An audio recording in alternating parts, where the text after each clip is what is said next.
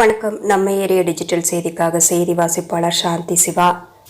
நாங்கள் ஆட்சிக்கு வந்தால் முதல் கையெழுத்தாக நீட் தேர்வை ஒழிப்போம் என கூறி பொய் சொல்லி ஆட்சியை பிடித்தவர்கள் திமுகவினர் என திருவள்ளூரில் தேமுதிக வேட்பாளர் கு. நல்லதம்பியை ஆதரித்து பிரச்சாரம் மேற்கொண்ட அதிமுக பொதுச் செயலாளர் எடப்பாடி பழனிசாமி தெரிவித்தார். திருவள்ளூர் தனி தொகுதியில் அதிமுக கூட்டணியில் தேமுதிக சார்பில் கு. நல்லதம்பி போட்டியிடுகிறார். இந்நிலையில் தமிழகம் முழுவதும் அதிமுக பொதுச் செயலாளரும் முன்னாள் முதலமைச்சருமான எடப்பாடி பழனிசாமி நாடாளுமன்ற தேர்தலில் போட்டியிடும் அதிமுக மற்றும் கூட்டணி கட்சி வேட்பாளர்களை ஆதரித்து பிரச்சாரம் செய்து வருகிறார். அதன்படி இன்று திருவள்ளூர் தனி தொகுதி தேமுதிக வேட்பாளர் கு. நல்லதம்பியை ஆதரித்து வாக்கு சேகரிக்க திருவள்ளூருக்கு வந்தார். அவரை முன்னாள் அமைச்சர்கள் பி. வி. ரமணா, ப. பெஞ்சமின், மாதவரமூர்த்தி, அப்துல் ரஹீம், முன்னாள் எம்பிக்கள் வேணுகோபால், திருத்தணி கோ. அரி, மாவட்ட செயலாளர்கள் சிறுனியம் பலராமன், அலெக்சாண்டர் ஆகியோர் வரவேற்பளித்தனர். இதனைத் தொடர்ந்து எம்ஜிஆர், ஜெயலலிதா, விஜயகாந்த் உருவப்படங்களுக்கு மலர் தூவி மரியாதை செலுத்தினார். இக்கூட்டத்தில் புரட்சி பாரதம் கட்சியின் தலைவர் பூவை ஜெகன்மூர்த்தி பேசிய பின்னர் இதனைத் தொடர்ந்து பேசிய அதிமுக பொதுச் செயலாளர் பேசும்போது, தமிழ்நாட்டு மக்களுக்கு என்ன செய்தீர்களோ அதை சொல்லி ஓட்டு கேளுங்கள், என்னை பற்றி ஏன் பேசுகிறீர்கள் என கேள்வி எழுப்பினார். நீட் தேர்வை கொண்டு வந்தது காங்கிரஸ் மற்றும் திமுக தான் என்றும் மீண்டும் அவர்களை நீட் தேர்வை ரத்து செய்வோம் என்று சொல்வது மக்களை ஏமாற்றும் செயலாகும். முதல் கையெழுத்தாக நீட் தேர்வை ரத்து செய்வோம் என கூறி எதுவும் செய்யவில்லை. 6 மாதம் கழித்து நீட் தேர்வு ரத்து செய்யும் ரகசியம் எங்களிடம் உள்ளது என உதயநிதி ஸ்டாலின் கூறினார். இதுவரை ரகசியத்தையும் வெளியிடவில்லை என்றார். அதிமுக ஆட்சியில் இருந்தபோது என்னென்ன திட்டங்கள் கொண்டு வந்தோம் என்பதை நாங்கள் சொல்கிறோம். 520 தேர்தல் வாக்குறுதியில் ஒன்றை கூட நிறைவேற்றவில்லை என்றும் விவசாயிகளுக்கு எந்த உதவியும் செய்யாத அரசாக திமுக உள்ளது என்றும் அதிமுக கொண்டு வந்த தாலிக்கு தங்கம், அம்மா ஸ்கூட்டர், அம்மா கிளினிக் போன்ற அனைத்து திட்டங்களையும் நிறுத்தியதுதான் திமுகவின் சாதனை என்றார். குடிமராமத்து மூலம் ஏரி குளங்கள் தூர்வாரப்பட்டு மழை நீர் வீணாகாமல் காத்தது அதிமுக அரசு. தமிழ்நாட்டு மக்கள் சிந்தித்து செயல்படக்கூடியவர்கள். உங்கள் பொய் பிரச்சாரம் எடுபடாது. விஞ்ஞான உலகத்தில் ஸ்டாலினின் பொய் எடுபடாது எனவும் தமிழகத்தில் போதைப் பொருள் புழக்கம் அதிகரித்துள்ளது எனவும் முன்னாள் டிஜிபி சைலேந்திரபாபு கஞ்சா ஒழிப்பில் போட்டதுதான் மிச்சம் எனவும் இந்தியாவில் தமிழகம் பின்னோக்கி செல்கிறது எனவும் கூறிய அதிமுக பொதுச் செயலாளர் திருவள்ளூர் மாவட்டத்தில் செய்த சாதனைகளை பட்டியலிட்டார். திருவள்ளூரில் பிரம்மாண்டமான மருத்துவக் கல்லூரி, மருத்துவமனை வல்லரசு நாடுகளில் கூட பார்க்க முடியாது எனவும் 11 அரசு மருத்துவக் கல்லூரி கொண்டு வந்தோம் எனவும் திமுக 3 ஆண்டுகளில் ஒரு மருத்துவக் கல்லூரி கூட கொண்டு வரவில்லை எனவும் திமுக ஆட்சி இருண்ட ஆட்சி, அதிமுக ஆட்சி பொற்கால ஆட்சி என்றும் திருவள்ளூர் மாவட்டத்தில் பல்வேறு மேம்பாலங்கள், தடுப்பணைகள் கொண்டு வந்தோம். ஆனால் அதிமுக ஆட்சி காலத்தில் கொண்டு வந்த பல்வேறு திட்டங்கள் தற்போது ஆமை வேகத்தில் நடைபெறுகிறது என்றும் குற்றம் சாட்டினார். பொறுத்தவரைக்கும் மடியிலே கனமில்லை, வழியிலே பயமில்லை. திரு ஸ்டாலின் அவர்களே, அனைத்து இந்திய அண்ணா திராவிட முன்னேற்ற கழகம் 2011 2021 வரைக்கும் சிறப்பான ஆட்சி கொடுத்த அரசாங்கம் அதிமுக அரசாங்கம். அந்த 10 ஆண்டு காலத்தில் ஏராளமான திட்டங்களை கொண்டு வந்து தமிழ்நாடு வளர்ச்சி பெற்றது.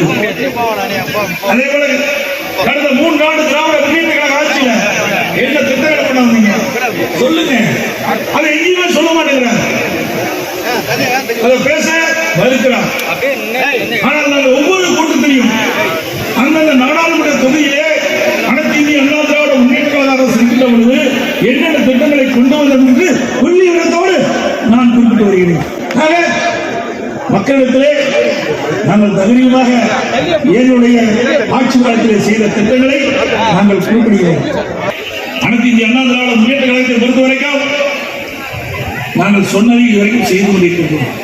சொல்லாததையும் நாட்டு மக்கள் செய்து கொண்டிருக்கின்றோம். 520 அறிவிப்புகள் வெளியிட்டார். இந்த 520 அறிவிப்புகளை ஒரு 10% அறிவிப்புகளை இதுவரைக்கும் நிறைவேற்றல. ஆனா சட்டமன்றத்தில் பேசுறாரு, தொலைக்காட்சியில் பேசுறாரு, பொதுக்கூட்டத்தில் பேசுறாரு, தேர்தல் நேரத்தில் பேசுறாரு. திராவிட முன்னேற்ற கழகம் ஆட்சிக்கு வந்து அவர்கள் அறிவிக்கப்பட்ட அந்த அறிவிப்புல 90% நிறைவேற்றப்பட்டதா ஒரு பச்சை பொய் சொல்கின்ற முதலமைச்சர் ஸ்டாலின் அவர்கள். ஆட்சி வருவதற்கு முன் என்ன சொன்னாங்க? திராவிட முன்னேற்ற கழகம் ஆட்சிக்கு வந்தவுடன் முதல் கையெழுத்து நீட் தேர்வு ரத்து செய்யப்படும்.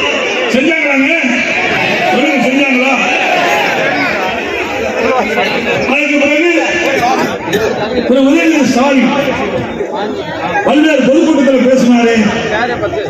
அப்பொழுது அவர் குறிப்பிட்டது திராவிட முன்னேற்ற கழகம் ஆட்சிக்கு வந்த உடனே திரு ஸ்டாலின் முதலமைச்சர் ஆன உடனே முதல் கையெழுத்து நீட் தேர்வு ரத்து செய்யப்படும் சொன்னார். ஆட்சிக்கு வந்து 6 மாசம் ஆச்சு. அதுக்கு பிறகு ஒரு கூட்டத்தில் பேசுகிற பொழுது உதயநிதி ஸ்டாலின் பேசுகிறார், நீட் தேர்வை ரத்து செய்வதற்கு எங்ககிட்ட ரகசியம் என்று சொன்னார். இதுவரைக்கும் ரகசியத்தை வெளியிட்டார்களா?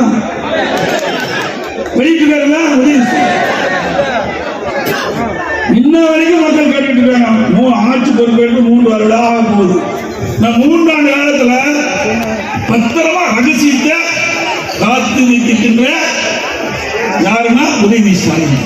எப்பப்பா இந்த ரகசியத்தை வெளியிட போற உதயநிதி ஸ்டாலின் அவர்களே, ஸ்டாலின் அவர்களே, இதுவரைக்கும் பொய் சொன்னதெல்லாம் போதும். இனி எங்கினாவது உண்மை பேசி உங்களை தேர்ந்தெடுத்த மக்களுக்கு ஏதாவது ஒரு நன்மைகள் செய்யுங்க. ஏன்னா உங்களுடைய வார்த்தைகளை நம்பி, உங்களுடைய தேர்தல் அறிக்கையை நம்பி, உங்களுடைய பரப்புரையை நம்பித்தான் வாக்களித்து கொள்ளைப்பட்டின் வழியாக ஆட்சி பொறுப்பேற்று 3 ஆண்டு காலம் வருகிறது. ஓட்டு போட்ட மக்களுக்கு என்ன நன்மை செஞ்சீங்க? அது மட்டும் இல்லை, இது இந்த பகுதி திருவள்ளூர் மாவட்டத்தை பொறுத்த வரைக்கும் வேளாண்மை மக்கள் இருந்த பகுதி, தொழிற்சாலை இருந்த பகுதி. அது 2 தான் பிரதான தொழில். இன்னைக்கு 2 தொழிலுமே ஒரு நலிவடையக்கூடிய சூழ்நிலை பார்க்கிறோம். விவசாயி இரவு பலன் உழைத்து அவர்களுக்கு விளைச்சலுக்கு தேவையான விலை கிடையாது.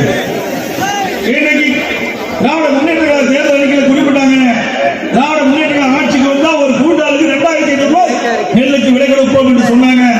இதுவரைக்கும் கிடைக்கல. கரும்புக்கு ஒரு டன்னுக்கு 4000 ரூபாய் ஆதார விலை கொடுப்போம்னு சொன்னாங்க, அதுவும் கொடுக்கல. அங்க விவசாயிகளை ஏமாற்றி விட்டார்கள். 100 நாள் வேலை திட்டம் 150 நாளாக உயர்த்திருக்காங்க. 100 நாள் வேலை திட்டத்தில் பணிபுரிகின்ற பெண் தொழிலாளர்களுக்கு அவருடைய ஊதியத்தை உயர்த்தப்படும். உயர்த்திருக்கிறாங்களா? தேர்தல் நேரத்தில் பல அறிவிப்புகளை வெளியிட்டாங்க. முக்கியமான அறிவிப்புகள் எல்லாம் ரேஷன் கடையில் 1 கிலோ சர்க்கரைக்கு பதிலாக 2 கிலோ சர்க்கரை கொடுக்கணும்னு சொன்னாங்க. இதுவரை கொடுத்துருக்காங்களா? கேஸ் சிலிண்டர் மானியம் 100 ரூபாய் கொடுக்குறாங்க மாசம் மாசம். கொடுத்துருக்காங்களா? நம்முடைய இளைஞர்கள் படிப்பதற்கு வங்கியில் கல்வி கடன் வாங்கினாங்க. திமுக தேர்தல் அறிக்கையில ஆட்சிக்கு வந்தவுடன் கல்வி கடன் ரத்து பண்ணிட்டாங்களா? திருமண உதவி திட்டம் அதிமுக ஆட்சியில் கொண்டு வரப்பட்டது. காலைக்கு தங்க ஒரு பவன் 27,000 50,000 கொடுப்பதாக அறிவிக்கப்பட்டு பல லட்சம் பேருக்கு திருமண உதவி திட்டத்தின் கீழ் நிதி செய்த அரசாங்கம் அதிமுக அரசு. திமுக தேர்தல் அறிக்கையில் குறிப்பிட்டிருக்காங்க, திராவிட முன்னேற்ற கழகம் ஆட்சிக்கு வந்தா திருமண உதவி திட்டம் 27,000 30,000 50,000 60,000 கொடுக்கல, ரத்தே பண்ணிட்டாங்க. காலைக்கு தங்க திட்டத்தையே ரத்து பண்ணிட்டாங்க. திருமண உதவி திட்டத்தை ரத்து பண்ணிட்டாங்க. அம்மா இருசக்கர வாகனம். இன்னைக்கு பெண்கள் உரிய நேரத்தில் பணிக்கு செல்ல, பணி முடிந்த பிறகு வீடு திரும்ப அம்மா இருசக்கர வாகனம் மானியம் 25,000 ரூபாய் ஒவ்வொரு இருசக்கர வாகனத்துக்கு கொடுக்கப்படும் என்று அறிவிப்பு கொடுத்து கிட்டத்தட்ட 2,90,000 மகளிருக்கு கொடுத்தோம். அதையும் பெரிய திமுக அரசு வந்து நிறுத்தப்பட்டு விட்டது. எல்லாவற்றுக்கும் மேலாக கிராமத்திலிருந்து நகரம் வரை ஏழை எளிய ஒடுக்கப்பட்ட நசுக்கப்பட்ட தாழ்த்தப்பட்ட மக்கள் அதிகம் எங்கு வசிக்கிறார்களோ அந்த பகுதியை தேர்ந்தெடுத்து அம்மா மினி கிளினிக் 2000 அம்மா மினி கிளினிக் தமிழ்நாடு முழுவதும் கொடுத்தோம். அந்த பகுதியில் ஏழைகளுக்கு அங்கேயே சிகிச்சை அளிக்கக்கூடிய அற்புதமான திட்டம். அதுல இருந்து அரசியல் வந்தது. ஒவ்வொரு அம்மா மினி கிளினிக்கும் ஒரு எம்பிபிஎஸ் டாக்டர், ஒரு செவிலியர், ஒரு மருத்துவர்கள் நியமிக்கப்பட்டு ஒவ்வொரு நாளும் 150 நோயாளிகளுக்கு சிகிச்சை அளிக்கப்பட்டு அந்த ஏழைகளுக்கு சிகிச்சை அளிப்பது கூட பொறுக்க முடியாத முதலமைச்சர் ஸ்டாலின் அவர்கள் அந்த திட்டத்தை ரத்து பண்ணிட்டாங்க. இப்படி நாம் கொண்டு வந்த திட்டத்தை ஒவ்வொன்றாக ரத்து செய்த ஒரே அரசாங்கம் கொடுக்கப்பட்ட வாக்குறுதி நிறைவேற்றப்படல. அது மட்டுமல்ல, மத்திய அரசு வெளிநாட்டிலிருந்து கச்சா எண்ணெய் இறக்குமதி செய்யறாங்க. குறைஞ்ச வழியில் இறக்குமதி செஞ்சு அதிகமான வரி போட்டு இன்னைக்கு பெட்ரோல் விலை உயர்ந்திருக்குது. மத்திய அரசு மாநில அரசு இன்னைக்கு திட்டமிட்டு பெட்ரோல் டீசலை உயர்த்தி மக்களை வஞ்சிக்கின்ற அரசுகள் மத்திய அரசு மாநில அரசு.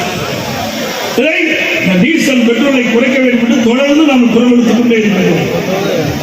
அது மட்டுமல்ல, விடியா திமுக அரசு வந்த பிறகு மக்களுக்கு, விவசாயிகளுக்கு, தொழிலாளர்களுக்கு எந்த நன்மை கிடைக்கல. பசு வீடு கட்டி கொடுத்துருக்காங்க. கொடுத்தோம், அதையும் நிறுத்திட்டாங்க.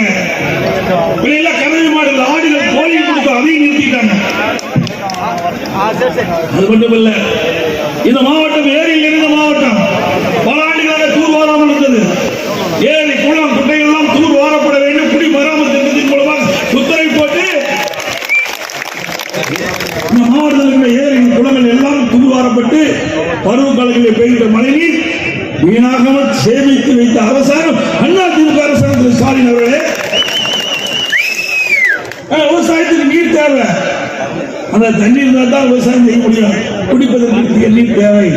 அதை இப்படி பார்த்து பார்த்து மக்களுக்கு நல்ல பல திட்டங்களை கொண்டு வந்து நிறைவேற்றப்பட்ட ஒரே அரசாங்கம் அனைத்து அண்ணா திராவிட முன்னேற்ற கழக அரசாங்கம் என்ற நேரத்தில் ஸ்டாலின் நினைவு கொள்ள வேண்டும்.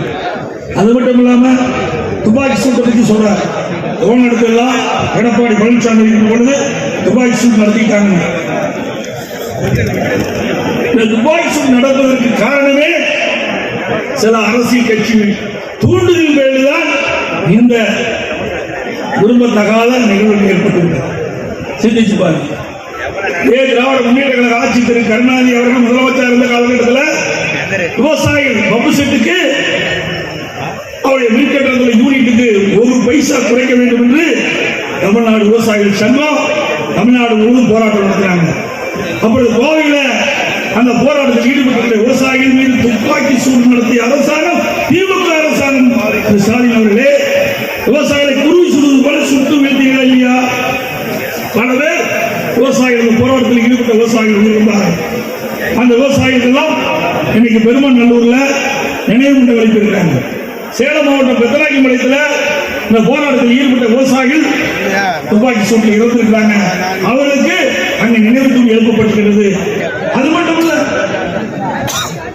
அந்த போராட்டத்தில் ஈடுபட்ட விவசாயிகள் குடும்பங்கள் வறுமையை வாடிக்கொண்டது என்று அம்மா முதலமைச்சர் இருக்கும்போது அவருடைய கவனத்தில் கொண்டு சென்றவுடன் அந்த துப்பாக்கி சூட்டிலே இறந்த விவசாய குடும்பத்திற்கு 5 லட்சம் ரூபாய் கொடுத்த தலைவி புரட்சி தலைவி அம்மா. அதுவா திருநெல்வேலி மாவட்டம் மாஞ்சோலை தேயிலை தோட்ட தொழிலாளர்கள் அவர்களுக்கு ஊதிய உயர்வு வேண்டும் என்று மாவட்ட ஆட்சியாளரை சந்திக்க ஊர்வலமாக சென்ற பொழுது அவர்கள் மீது கடுமையான தண்டனை விநியோகம் செஞ்ச காரணத்தால அவர் உயிருக்கு பயந்து அருகில் ஓடிக்கொண்டிருக்கிற தாமிரபரணி ஆற்றிலே விழுந்து 18 பேர் இறந்திருக்கிறாங்க. அதோட ஸ்டெர்லைட் ஆலை விரிவாக்கம் செய்ய திரு ஸ்டாலின் அவர்கள் தொழில்துறை அமைச்சர் சட்டமன்றத்தில் தெரிவிக்கிறார். அந்த ஆலை விரிவாக்கம் செய்வதற்கு 1500 கோடி அந்த ஆலை நிறுவனம் ஒதுக்கீடு செய்யப்பட்டதாக சட்டமன்றத்தில் பேசி திரு ஸ்டாலின் சட்டமன்றத்தில் பேசி பதிவாகின்றது. மறுக்க முடியாது. அந்த ஆலை விரிவாக்கம் செய்வதற்கு 86 ஏக்கர் கொடுத்தது திரு ஸ்டாலின். இப்படி ஆலை விரிவாக்கம் செய்ய அனைத்து வகையிலும் உதவி செய்தது திமுக அரசாங்கம். ஆனால் அனைத்து முன்னேற்ற கழக அரசாங்கம் அந்த தூத்துக்குடி மாவட்ட மக்களுடைய வேண்டுகோளை ஏற்று அந்த ஆலையினுடைய சுற்றுச்சூழல் அனுமதி கேட்கிற பொழுது அதை கொடுக்கப்படவில்லை. அந்த ஆலைக்கு வழங்கப்படுகின்ற மின்சாரம் நிறுத்தப்பட்டது. இப்படி செய்தது அதிமுக. பிறகு அந்த ஆலையே மூடப்பட்டதும் அதிமுக ஆட்சி. எங்க பார்த்தாலும் போதைப்பொருள் நடமாட்டம் தமிழகத்தில் அதிகரிச்சு இன்றைக்கு இளைஞர்கள் மாணவர்கள் போதைக்கு அடிமையாகி சீரழியக்கூடிய காட்சி பார்த்துட்டு இருக்கிறோம். வெளியா திமுக ஆட்சியில் இதை தடுப்பதற்கு மக்கள் திறமை இல்லாத முதலமைச்சர் தமிழகத்தில்